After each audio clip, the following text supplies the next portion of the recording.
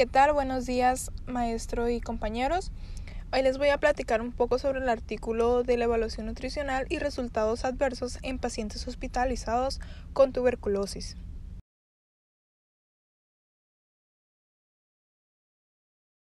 Vamos a comenzar con la introducción al tema.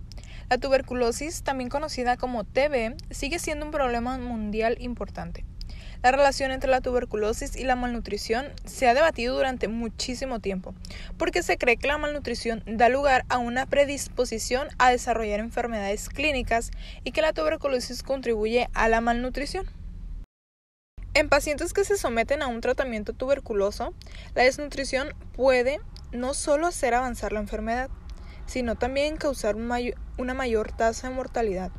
Actualmente, el apoyo nutricional se considera un componente importante de la terapia contra la tuberculosis. La evaluación nutricional se divide en dos tipos, objetiva y subjetiva. Por un lado, la objetiva incluyó evaluación hematológica, bioquímica y antropométrica. Y el tipo subjetivo incluía síntomas de impacto nutricional y funcionamiento físico.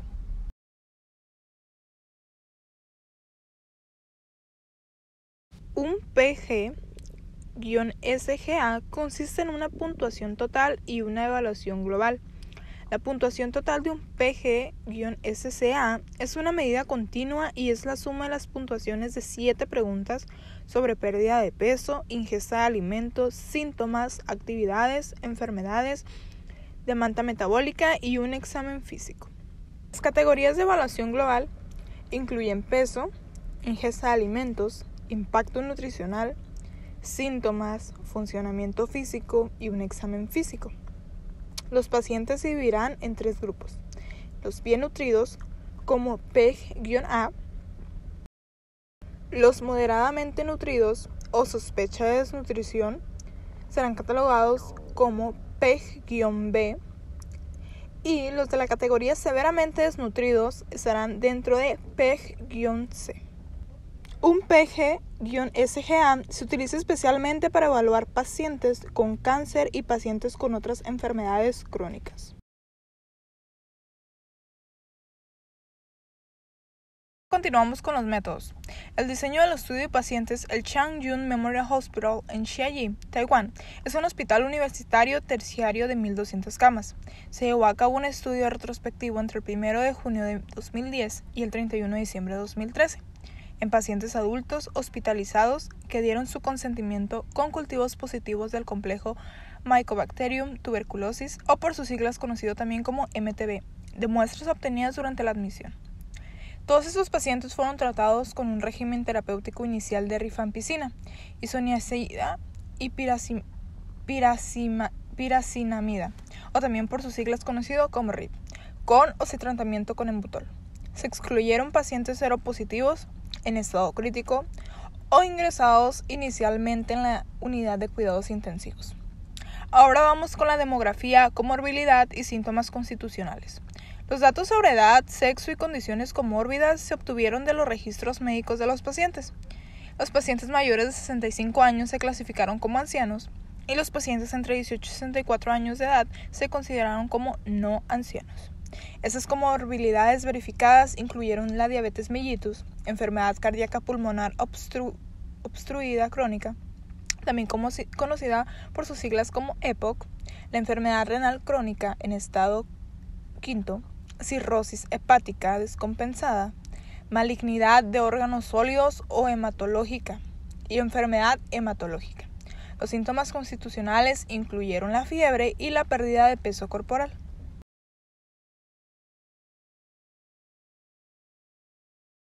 Los métodos utilizados fue el diagnóstico. Aquí los pacientes que fueron diagnosticados con TB tenían un cultivo positivo con tuberculosis micobacteriana y los pacientes que mostraban resistencia patógena a RIF y resistencia de alto nivel a INA fueron excluidos del estudio. También se consideró TB pulmonar si los cultivos de las vías respiratorias inferiores eran positivos para MTB, incluidos los cultivos de esputo, aspirados traqueales, líquido de lavado broncoalveolar y tejido pulmonar. La tuberculosis pleural, linfadenitis por tuberculosis, la artritis tuberculosa, tuberculosis espinal y cultivos de tejido óseo y otros tipos. La tuberculosis diseminada se definió como la participación de la tuberculosis en al menos 2 sistemas de órganos. Ahora, el tratamiento, las reacciones adversas a los medicamentos y sus resultados. Aquí la lesión hepática es la reacción adversa potencial más común e importante después de usar el RIP. Para entrar un poquito en contexto, la lesión hepática se diagnostica si se cumple una de las siguientes condiciones, ya sea un nivel de transaminasas mayor 5 veces el número superior normal o, como segunda condición, el nivel de transaminasas superior 3 veces al límite normal con síntomas asociados a daño hepático. En tercer condición tenemos el nivel de bilirrubina total mayor a 3 mg/dl con síntomas asociados al daño hepático. También se consideró que los pacientes que se sometieron a un ciclo completo de tratamiento antituberculoso con buena capacidad de respuesta clínica y erradicación microbiológica tuvieron resultados un poco más favorables. Los pacientes que murieron durante el curso terapéutico se clasificaron como un desenlace no muy bueno, podemos llamarle un desenlace fatal.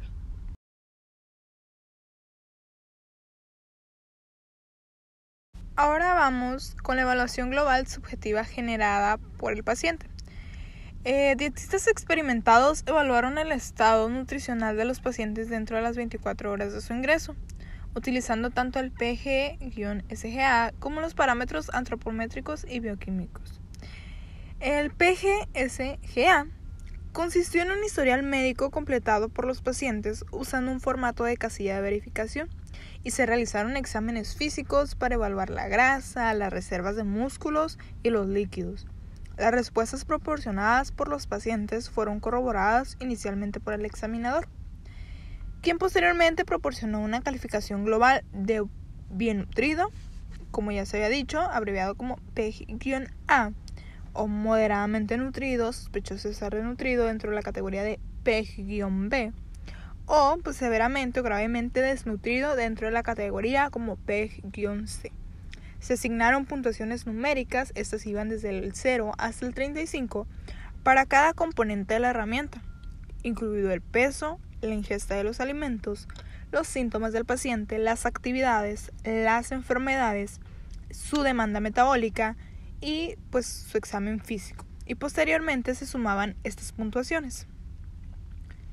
También tenemos el análisis estadístico.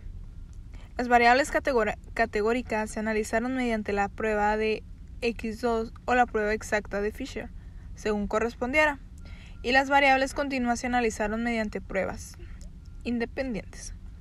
Se calcularon aquí las razones de impares, OR, y los intervalos de confianza como IC del 95%.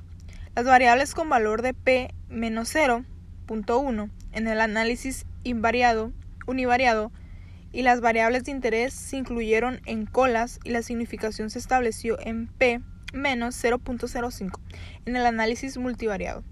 Se estudió también el análisis de características del operador del receptor, o abreviado como ROC, para examinar la validez de la puntuación de los PG-SGA para predecir los resultados de dicho paciente.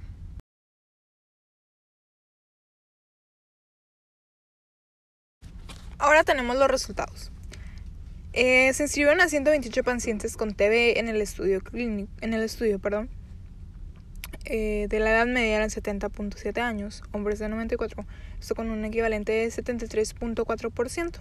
El IMC medio fue de 21.4 kilogramos sobre metros cuadrados y la puntuación media de PS-SGA fue de 5.2. La diabetes mellitus fue la enfermedad comórbida más frecuente, esto ganando con un 23.4%, seguida del tumor sólido con un 18.0%. Inicialmente, 34 de los pacientes, que equivalen al 26.6%, tenían fiebre y 10 pacientes, que equivalen al 7.8%, tenían pérdida de peso corporal. Todo esto se puede corroborar en la tabla que les dejo a continuación abajo del texto. También para la mayoría de los pacientes el origen de la infección fue pulmonar. esto ganando con el 91.4%. Había 19 pacientes con tuberculosis extrapulmonar, 4 de ellos eran con tuberculosis pleural, 3 con tuberculosis espinal, 3 con linfadenitis tuberculosa, 3 con artritis tuberculosa, 2 con tuberculosis del tracto urinario, 1 con pericarditis tuberculosa y 1 con peritonitis tuberculosa, 1 con meningitis tuberculosa y 1 con TB del tracto urinario combinado con TB espinal. 55 pacientes, que equivalen al 43%, tuvieron resultados positivos para la tinción ácido resistente.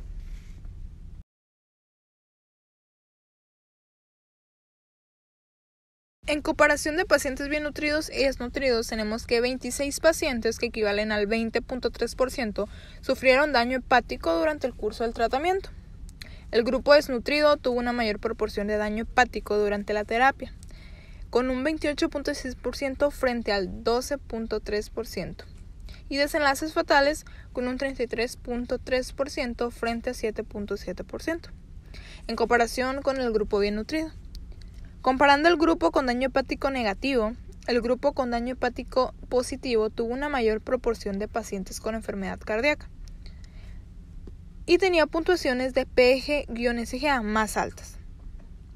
El análisis ROC para la predicción de resultados mostró que una puntuación PG-SGA de 5.5 puntos produjo la sensibilidad de un 61.5% y la especificidad más apropiadas con un 64.7%. Además, los pacientes con puntuaciones PG-SGA mayores a 6 tuvieron una incidencia significativamente mayor de lesión hepática, esto ganando con un 32.7% frente al 11.8%, que esto equivale al 0.007, y desenlaces fatales con un 30.8% frente a 13.2%, esto equivalente a 0.024, que los pacientes con menores puntuaciones de PG-SGA.